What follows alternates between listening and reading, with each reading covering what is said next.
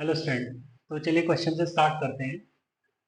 Statement one given है, the value of cos inverse x plus cos inverse of x by 2 plus root over 3 minus 3x square by 2 is equal to pi by 3 when x is lying between 1 by 2 comma 1 closed, and statement 2 is as cos inverse is an increasing function for x belongs to 0 comma 1 closed। तो मुझे ये question दिया है, इसमें मुझे statement one और statement to given है। तो बताना है स्टेटमेंट वन ठीक है, स्टेटमेंट टू ठीक है। अगर स्टेटमेंट वन और टू ठीक है then statement two is the correct explanation for statement one है। इस तरीके से मुझे आंसर करना है, ठीक है। तो मुझे वो देखना पड़ेगा, ठीक है।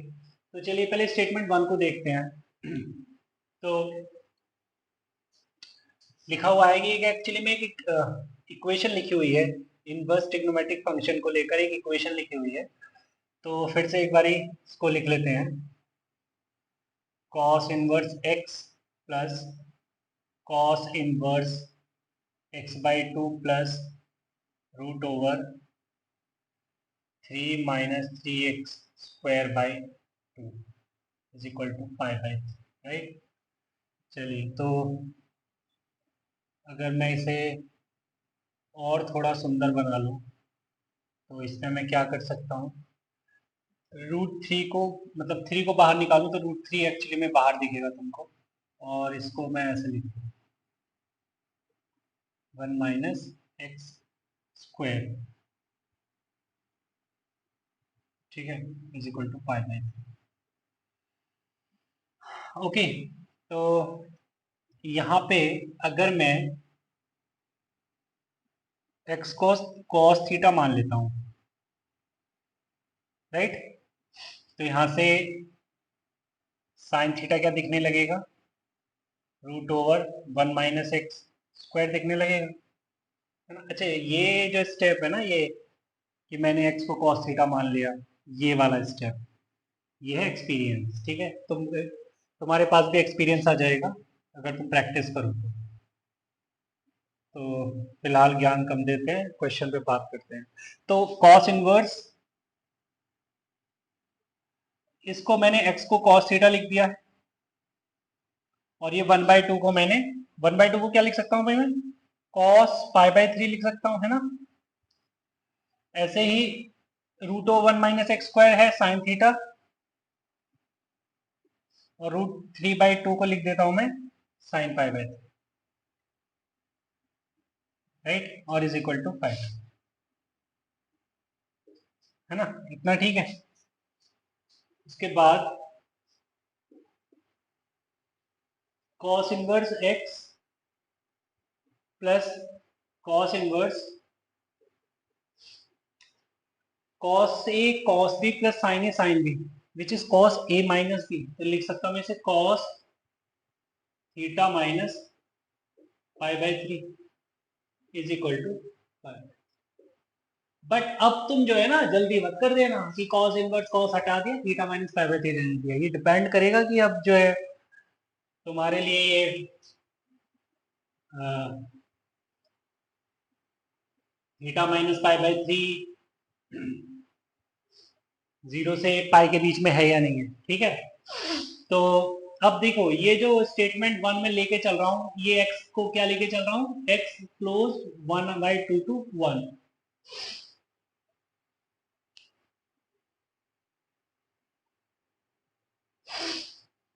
चलिए तो ऑल्सो मैं कहूं कि x जो है वो 1/2 to 1 है, मीन्स cos थीटा 1/2 to 1 है। ओके, सो थीटा मतलब cos इनवर्स तुम अप्लाई कर रहे हो, तो cos इनवर्स 1, तो मैंने इक्वालिटी का साइन चेंज कर दिया, रीजन में कि cos इनवर्स एक डिक्रीजिंग फंक्शन है। तो यहाँ पर थीटा cos इनवर्स 1 मतलब 0। ओके, cos इनवर्स 1 एक ऐसा एंगल है जिस पर मैं cos लेता हूँ देन वैल्यू मुझे 1 मिले, तो वो तो 0 ही है। And cos inverse half is π/3, तो थीटा बच्चे 0 से पाई बाय 3 है, so theta minus pi by 3 कहाँ से कहाँ तक आ गया बच्चे, माइनस पाई बाय 3 से 0 आ गया। ठीक है बेटा, तो यहाँ पे तो मैं जानता हूँ ना कि कॉस इनवर्स कॉस एक्स का जो ग्राफ है वो कुछ ऐसे जाता है ना। ये पता है मुझे कि ये पाई होता है, ये 2 पाई होता है, ये 0 होता है, ये माइनस पाई होता है। तो अगर मेरा आर्ग्यूमेंट माइनस पाई बाय 3 से 0 है तो लाइन कौन सी आएगी, ये वाली आएगी। एंड इस लाइन की इक्वेशन पे y is equal to minus X, तो यहाँ पर ये क्या खुलेगा, cos inverse x as it is plus ये खुलेगा minus of this, right. So this is minus of theta minus pi by is equal to pi. ठीक है सर, तो बच्चे ये आ गया cos inverse x plus pi by 3 minus theta is equal to pi. तो cos इनवर्स x और theta भी क्या है, cos इनवर्स x है, तो माइनस का ये cos इनवर्स x हो गया is equal to pi by 3। इसका मतलब ये कैंसिल हो गया, तो pi by 3 is equal to pi by 3 बन गया। तो pi by 3 is equal to pi by 3 which is an identity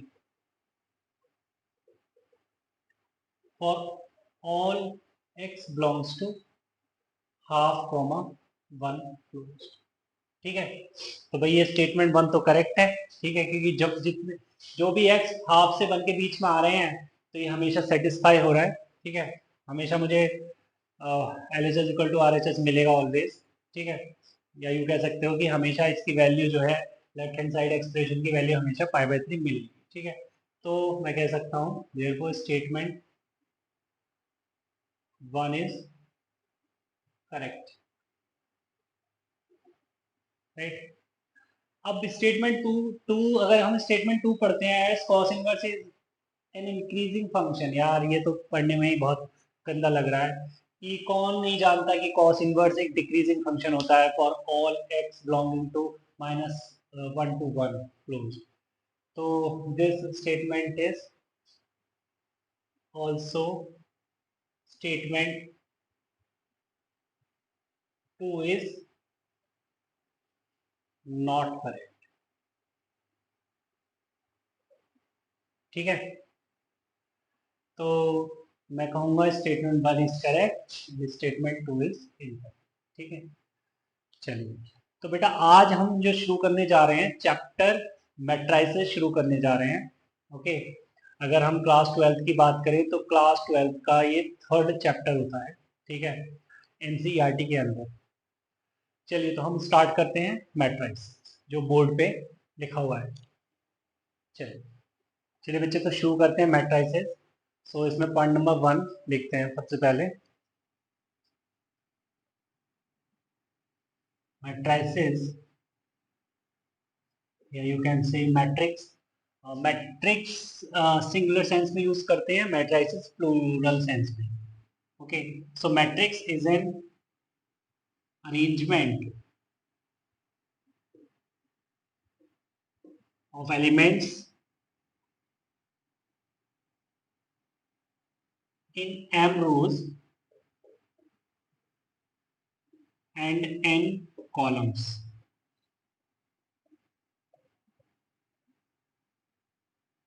Second point, elements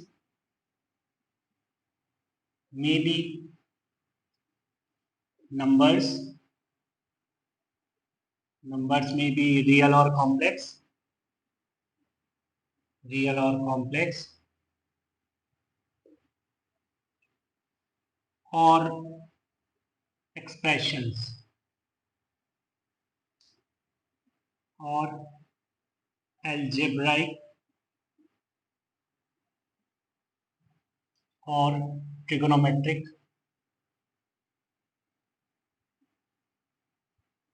expressions, bracket में फंक्शंस भी लिख सकते हैं। ठीक है, तो भाई एलिमेंट जो होने वाले हैं वो क्या होने वाले हैं? अच्छा, सबसे पहले तो लिखा है कि मैट्रिक्स क्या है। मैट्रिक्स एक अरेंजमेंट है बेटा, मैट्रिक्स एक अरेंजमेंट है एलिमेंट्स को लेकर, है ना। अब वो अरेंजमेंट कैसा होगा? एम रोज और एन कॉलम्स के अंदर। जैसे हम एक अरेंजमेंट जैसे बात करें, एक रेक्टेंगुलर अरेंजमेंट की, ओके, जिसके अंदर एम रोज है एंड एन कॉलम्स है। जैसे फॉर एग्जांपल तुम्हारी क्लास का अरेंजमेंट है ना, तो वो उसके अंदर रोज भी होती हैं और कॉलम्स भी होते हैं, तो वो एक मैट्रिक्स है, ओके। सो यहाँ पे लिखा है एलिमेंट्स में बी नंबर्स, नंबर्स में बी रियल और कॉम्प्लेक्स और एल्जेब्राइक और ट्रिग्नोमेट्रिक एक्सप्रेशन, एक्सप्रेशन को हम फंक्शन भी बोल देते हैं, ठीक है। पॉइंट नंबर 3 पर आते हैं।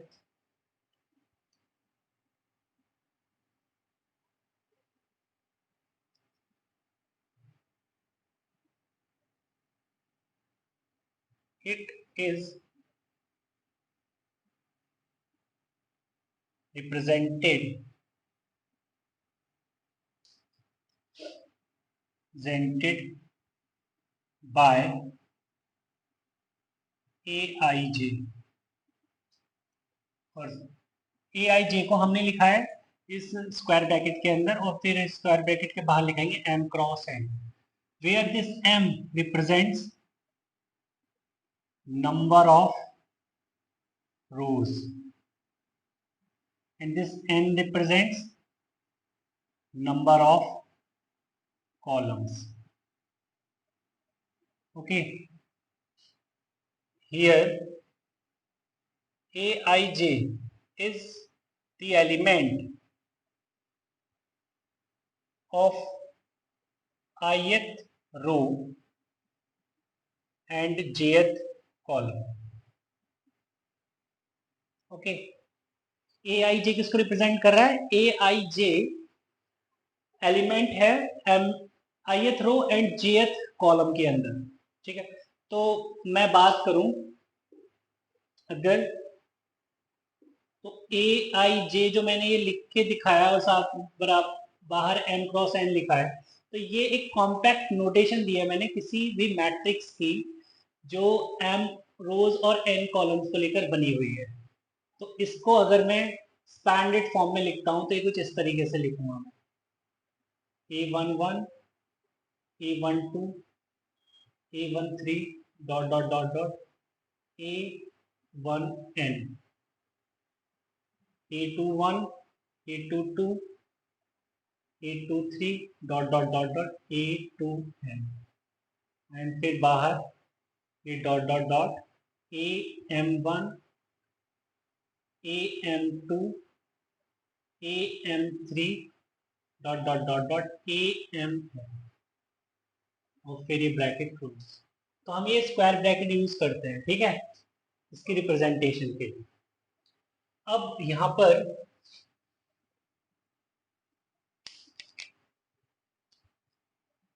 और यहाँ पे बाहर में एम क्रॉस एन लिख देता हूँ, ठीक है।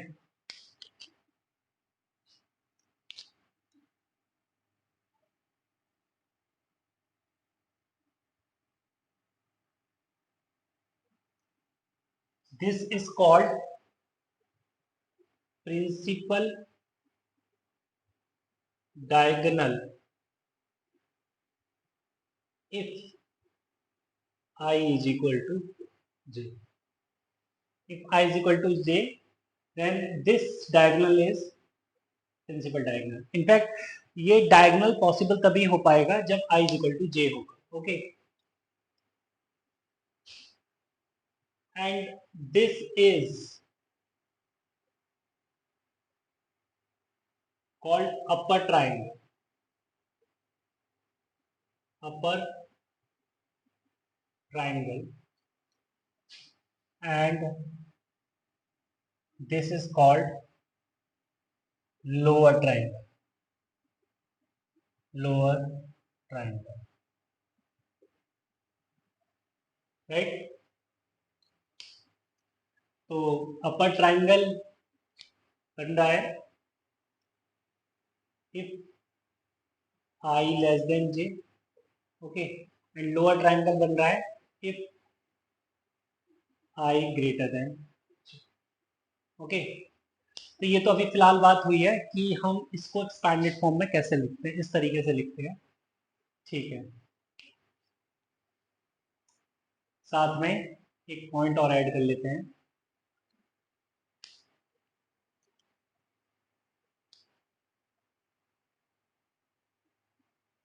A matrix of order m cross n has mn elements. Okay, तो अगर हम बात करें क्वेश्चन को लेकर, if a matrix has 12 elements, then possible orders will be and question। ठीक है, अगर एक मैट्रिक्स के अंदर 12 एलिमेंट्स हैं तो वो पूछ रहे हैं कि क्या क्या पॉसिबल ऑर्डर्स हो सकते हैं उस मैट्रिक्स को लेकर। तो हम बस ये देख लें कि 12 के फैक्टर्स किस तरीके से कितने होते हैं, 12 के फैक्टर्स कितने होते हैं, या 12 को किस किस तरीके से दो दो फैक्टर लेके कितने तरीके से लिखा जा सकता है। तो 12 can be written as 12 into 1 और 1 इंटू 12 और 3 इंटू 4 और 4 इंटू 3 और 6 इंटू 2 और 2 इंटू 6। ठीक है, तो ये सारे के सारे ही क्या हैं, ऑर्डर है ना। तो therefore total 6 orders of a given matrix are possible। Okay, तो टोटल 6 ऑर्डर जो है पॉसिबल, 6 ऑर्डर पॉसिबल है, that is 1 into 12, 12 into 1, 3 into 4, 4 into 3, 6 into 2 and 2 into 6 type. चलिए एक और छोटा सा क्वेश्चन लिखते हैं। पहले एक लाइन ऐड कर लेंगे यहाँ पर। Generally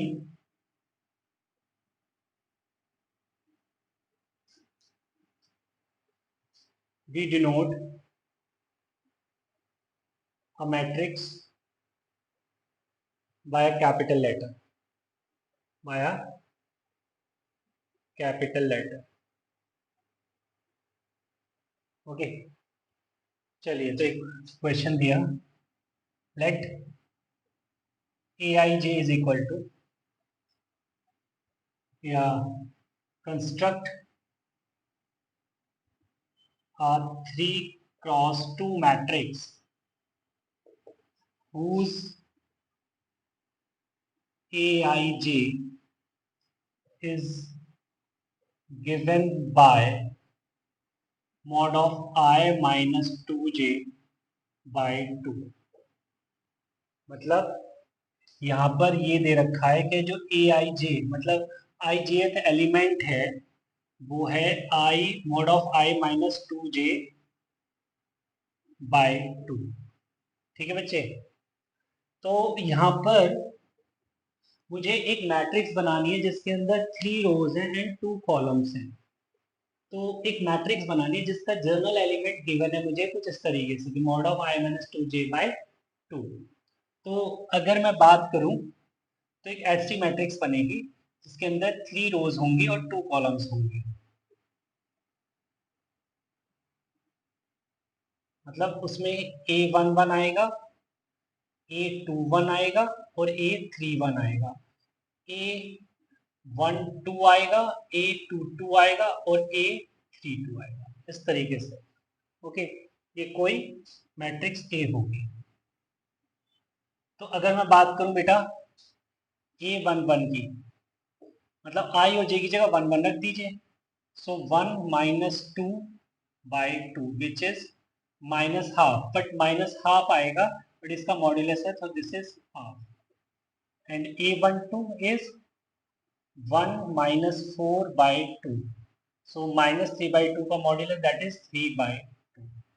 So A21 mod of 2 minus 2 by 2 तो ये तो 0 आएगा.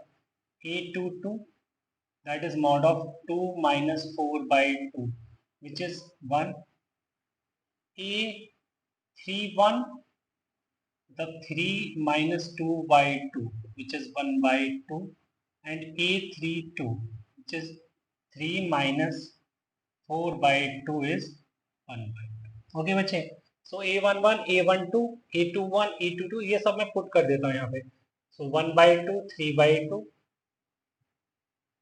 0 1 and 1 by 2 और this is also 1. तो बेटा ये कंस्ट्रक्ट कर दी हमने एक मैट्रिक्स जो है 3 क्रॉस 2 ऑर्डर. ओके चलिए आगे चलते हैं. तो बच्चे नेक्स्ट पॉइंट आता है, next point types of matrices. Types of matrix. ठीक है, तो m is equal to 1, n is equal to 1, m greater than n, m less than n और m is equal to n. ठीक है, तो m is equal to 1 मतलब जब रो 1 हो, कॉलम कितने भी हो, रो अगर 1 है तो it is what row matrix. ठीक है, if n is equal to 1 अगर कॉलम 1 है तो it is called column matrix. अगर m ग्रेटर देन n है, अच्छा साथ में फोटो भी बनाते हैं, जैसे रो मैट्रिक्स मतलब कुछ इस तरीके की फोटो है, सिर्फ एक ही रो है. कॉलम मतलब कुछ इस तरीके की फोटो है, तो पिक्चर कुछ इस तरीके की दिखेगी. m ग्रेटर देन n है तो m ग्रेटर देन n होने से कैसी फोटो दिखेगी, लाइक हाइट उसकी ज्यादा दिखेगी तुमको और विड्थ उसकी कम दिखेगी. मीन्स कुछ इस तरीके से, इसको और थोड़ा छोटा कर देते हैं, कुछ इस तरीके से दिखेगी. ठीक है, तो इस तरीके का तुमको अगर पिक्चर दिखता है तो इसको क्या बोलोगे आप, vertical matrix. Okay, vertical matrix. अगर m लेस देन n है मींस उसकी विड्थ ज्यादा दिखेगी, उसकी हाइट कम दिखेगी. मींस कुछ इस तरीके से.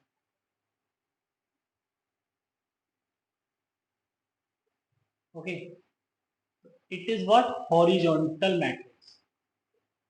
Horizontal matrix. और अगर m is equal to n है देन आपको वो कैसी दिखेगी, एक उसकी विड्थ भी उतनी दिखेगी जितनी उसकी लेंथ दिखेगी. Then it is what square matrix. Square matrix. और अब हम जितनी भी बातें करेंगे वो स्क्वायर मैट्रिक्स पर ही करने वाले हैं. ठीक है, तो यहाँ पर अब हम नेक्स्ट हेडिंग डालेंगे स्क्वायर मैट्रिक्स. Square matrix. ठीक है बेटा, तो स्क्वायर मैट्रिक्स में हम फिर इसको बाइफरकेट कर देंगे दो जगह. एक तो हम बोलेंगे ट्रायंगुलर मैट्रिक्स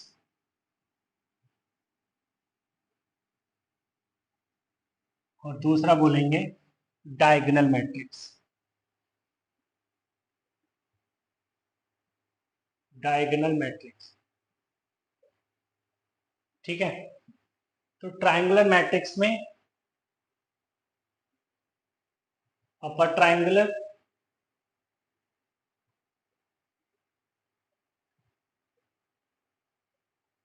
और ये है lower triangular.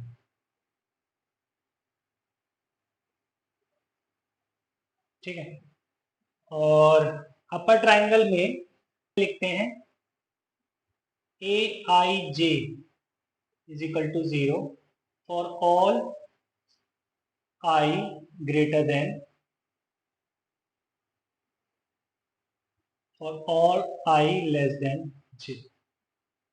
Okay and lower triangular में लिखेंगे A I J is equal to 0 for all I less than J. इसका मतलब समझ आया कि वो सारे एलिमेंट 0 होंगे जो जिनको लेकर आई लेस है जे से। मीन्स कि अगर हम एक स्क्वायर मैट्रिक्स कंसीडर करें तो डायगोनल A11 A22 और A33 है, तो डायगोनल से ये ऊपर जो एलिमेंट्स आएंगे मीन्स यहाँ पर जो एलिमेंट्स आएंगे वो नॉन जीरो होंगे और नीचे जो एलिमेंट्स आएंगे वो जीरो होंगे। तो मैं यहाँ पे लिख सकता हूँ 0 0 and this is 0। Okay and ऊपर आएगा A11 आ गया तो हम यहाँ पे लिख दें A12 एंड A13, राइट। तो यहाँ पे हम देख रहे हैं ना कि ए आई जे जो है वो 0 है। जैसे हम यहाँ पे देख रहे हैं दिस 0 इज व्हाट A21, यहाँ पे जे बड़ा है आई से। इसी तरीके से हमने बोला है लोअर ट्राइंगुलर में A I J is equal to 0 for all I less than J. जैसे हम यहाँ पर भी तुमको दिखाने की कोशिश करते हैं A11 A22 and A33, right. अब ये एक ट्राइंगल बना और ये एक ट्राइंगल बना, ठीक है। तो इसके अंदर ये वाले एलिमेंट जो होंगे ये 0 होंगे, ओके। और इसके अंदर ये नीचे वाले ट्राइंगल में कुछ नॉन जीरो एलिमेंट पड़े हो सकते हैं, जैसे कि A21 A31 और यहाँ पे A3, राइट। तो इसको मैंने बोला लोअर ट्राइंगुलर मैट्रिक्स। इतनी बात क्लियर है। अब डायगोनल मैट्रिक्स पे आ जाते हैं। डायगोनल मैट्रिक्स में डेफिनेशन दूंगा मैं A I J is equal to 0 for all I not equal to J, ठीक है। मैं ये कहना चाह रहा हूं कि अगर जब भी आई और जे बराबर नहीं है तब ये जरूरी है कि ए आई जे एलिमेंट 0 होना चाहिए। जैसे हम बात करें A11 A12 A22 और A23, चलिए इनको नॉन जीरो रख लेते हैं। तो 0 0 एंड 0 0 0 एंड 0। तो ये कुछ इस तरीके का जो आपको मैट्रिक्स दिख रहा है वो डायगोनल मैट्रिक्स बन जाएगा। मैंने ये नहीं कहा है कि डायगोनल में हमेशा नॉन जीरो एलिमेंट आएंगे। देखिए समझने की कोशिश करिए, यहाँ पर जो है थोड़ा खेल हो सकता है, गेम हो सकता है। यहाँ पर उसने बोला है कि जब भी आई और जे बराबर नहीं होते हैं देन ये जरूरी है कि ए आई जे एलिमेंट 0 होगा।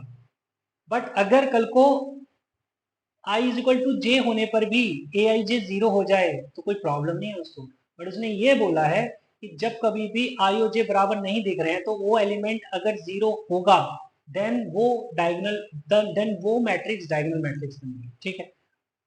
आगे चलते हैं। इसको हम और बाय मतलब इसको हम टू पार्ट्स में आगे डिवाइड कर सकते हैं डायगोनल मैट्रिक्स को। डायगोनल मैट्रिक्स को हम टू पार्ट्स में फिर फर्दर डिवाइड कर देते हैं। तो scalar matrix and second one is identity matrix. Identity matrix, okay. Scalar matrix and identity matrix. चलिए तो स्केलर मैट्रिक्स और आइडेंटिटी मैट्रिक्स जानते हैं। स्केलर मैट्रिक्स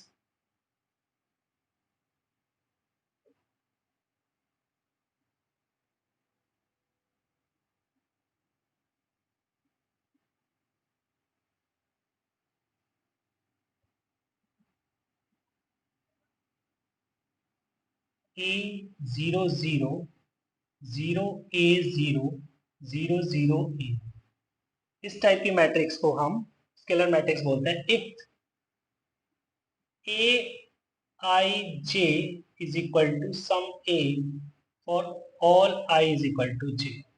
ठीक है, ओके, बाकी के तो नॉन जीरो होंगे and a I j is equal to 0 और all I is not equal to j. तो इसको हम स्केलर मैट्रिक्स बोल देंगे. Also if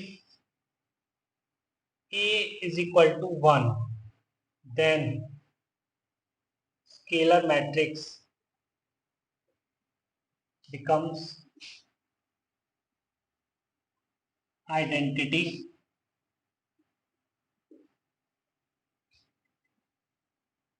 matrix. It is denoted by capital I, right? That is I is equal to 1 0 0 0 1 0 0 0 1 or and 3 cross 3, right? एक point लिखेंगे हम, null matrix is also a diagonal matrix.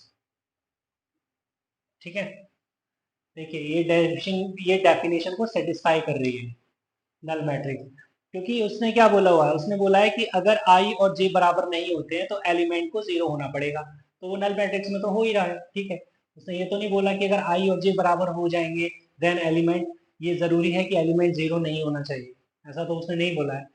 ठीक है, तो null matrix is a matrix whose each element is zero. चलिए तो एक question लिखते हैं. चलिए बेटा, तो question is find minimum number of zeros in triangular matrix.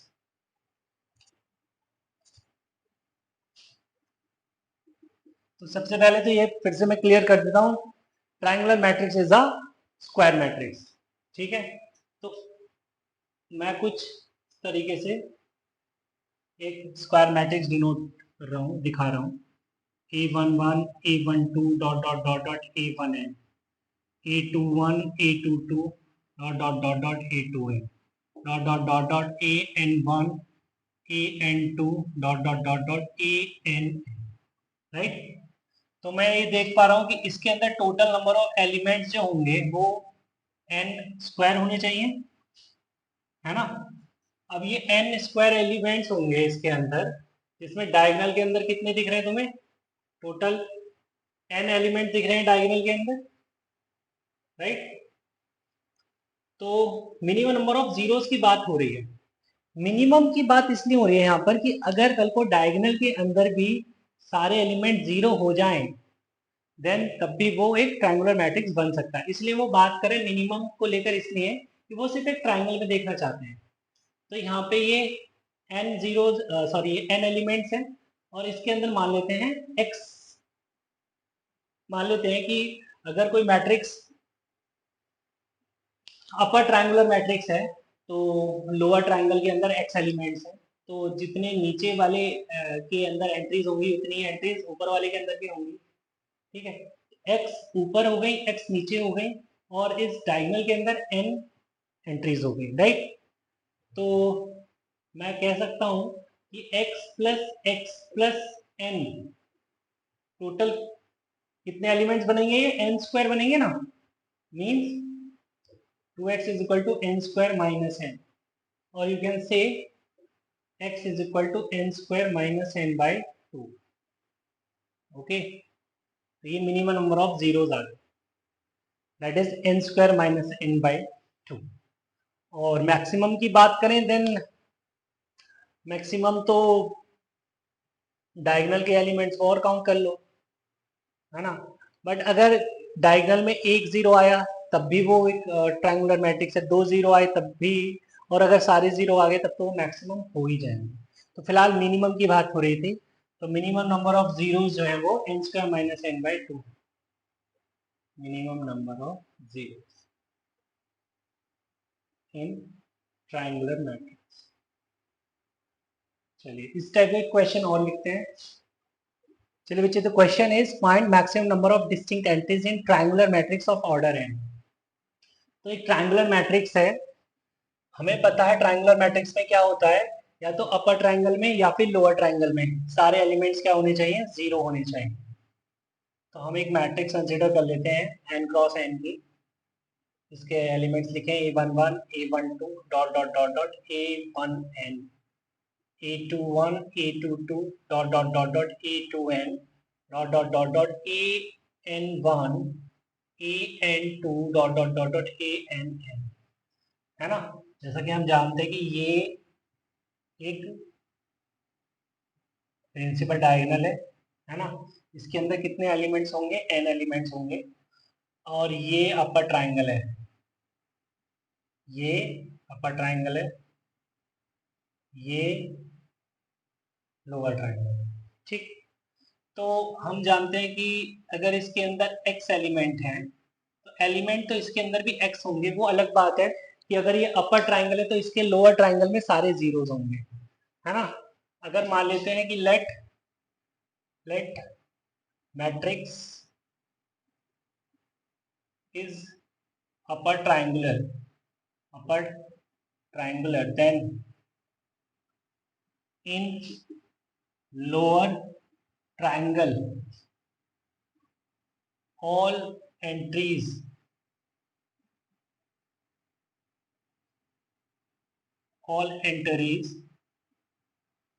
are zero। ठीक है, तो x जीरोस लिख सकता हूं यहाँ पे मैं, है ना। और यहाँ पे बोल दूं मैं x डिस्टिंक्ट एंट्रीज, क्योंकि बात मैक्सिमम की हो रही है तो मैं यही चाहूंगा ना कि सारी की सारी एंट्री जो भी हो वो डिस्टिंक्ट हो। ठीक है, तो नंबर ऑफ एलिमेंट्स मुझे पता है n स्क्वायर है, और ये n भी डिस्टिंक्ट ही चाहूंगा। ठीक है, तो यहाँ पे मैं बोल सकता हूँ वन डिस्टिंक्ट एंट्री। भाई अगर x जीरोस पड़े भी हैं तो एंट्री तो डिस्टिंक्ट वन ही है ना, एक ही एंट्री तो हुई है, जीरो जीरो हर जगह जीरो ही है। तो मैं बोल सकता हूँ यहाँ पे n plus n square minus n by two plus one करके ये नंबर ऑफ डिस्टिंक्ट एंट्रीज होंगी, जो कि अपने आप में क्या है, मैक्सिमम है। So this is n square,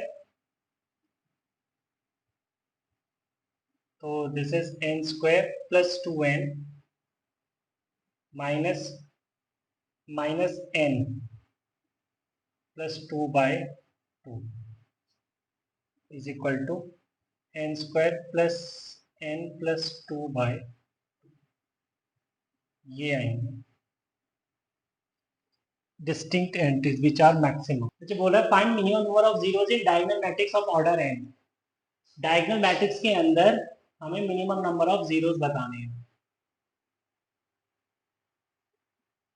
ठीक है, तो जैसे एक मैट्रिक्स मैंने consider a11 a12 dot dot dot dot a1n a21 a22 dot dot dot dot a2n dot dot dot dot an1 an2 dot dot dot dot an। ठीक है, again ये एक प्रिंसिपल डायगोनल है, राइट। और ये एक अपर triangle है ना, ये लोअर ट्राइंगल है। हाँ, डायगोनल मैट्रिक्स में मिनिमम नंबर ऑफ जीरोस की बात इसलिए कर रहा है बच्चे कि डायगोनल के अंदर ये अगर नंबर ऑफ ये एलिमेंट्स अगर डायगोनल के अंदर भी सारे एलिमेंट जीरो हो गए तब भी वो एक डायगोनल मैट्रिक्स बन सकती है। ठीक है, बट हमको डायगोनल के एलिमेंट्स को जीरो नहीं करके बताना है। ठीक है, तो जानते हैं कि इसके अंदर कितने जीरो आते हैं, n square minus n by two, और इसके अंदर भी कितने आते हैं, n square minus n by two. तो मिनिमम नंबर ऑफ जीरोस कितने हो जाएंगे, ऊपर वाले ट्राइंगल के और नीचे वाले ट्राइंगल के ऐड करेंगे तभी तो सब हमें दोनों ट्राइंगल में जीरोस मिलेंगे, और वो ज़रूरी है तभी वो डायगोनल मैट्रिक्स बनेगी। तो n स्क्वायर माइनस n जो है मिनिमम नंबर ऑफ जीरो। ठीक है, आई होप तुम्हें क्लियरिटी आई होगी इन 3 क्वेश्चंस को लेकर। चलिए, तो बाकी की बातें हम नेक्स्ट क्लास में करेंगे। मिलते हैं नेक्स्ट वीडियो में, तब तक के लिए बाय बाय, टेक केयर।